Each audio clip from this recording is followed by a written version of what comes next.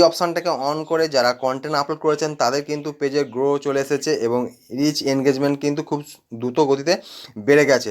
আপনারা কিন্তু খুব সহজেই এই অপশানটাকে অন করে কিন্তু আপনাদের কন্টেন্টগুলোকে আপলোড দিতে পারবেন।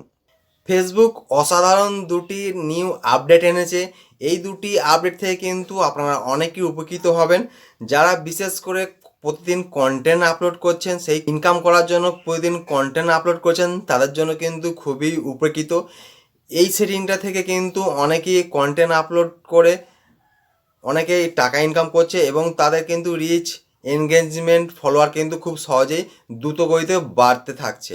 চলুন সেটিং দুটো কি আপনাদেরকে আমি দেখিয়ে দিই। তার আগে আপনাদেরকে বলবো ভিডিওটি বেশি করে শেয়ার দিয়ে রাখবেন এবং সেভ করে রাখবেন যাতে পরবর্তীতে আপনাদের কাজে লাগে। আর যারা নতুন আছেন তারা অবশ্যই চ্যানেলটিকে ফলো দিয়ে ওপেন করবেন। ফেসবুকটাকে ওপেন করার পর এখানে আপনারা দেখতে পাচ্ছেন যে মেসেঞ্জার বা এসএমএস বা আপনাকে কারা কারা এসএমএস করেছে বা আপনি কাদেরকে এসএমএস করেছে সব কিন্তু আপনারা এখানকে দেখতে পাবেন।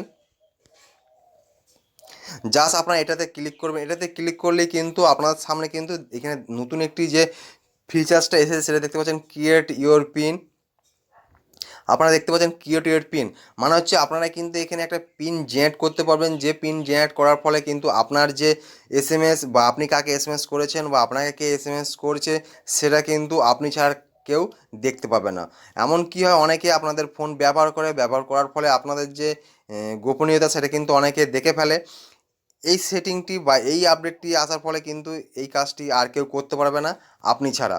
তাই অতি অবশ্যই এখানে আপনার ক্রিয়েট ইওর পিন মানে আপনারা একটা পিন জেনারেট করে নেবেন।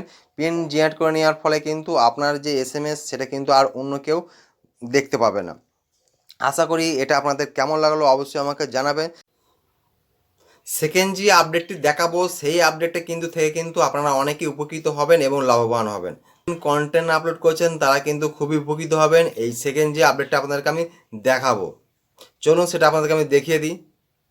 আপনারা যে কন্টেন্ট আপলোড করছেন সেটা প্রোফাইল হোক বা আপনার পেজ হোক সেটাকে আপনারা ওপেন করবেন। ওপেন করে নেওয়ার পর আপনারা এখানে যে কন্টেন্ট আপলোড করার যে হোয়াটস অন ইওর মাইন্ড জাস্ট আপনারা এখানে অপশানে দেখতে পাচ্ছেন।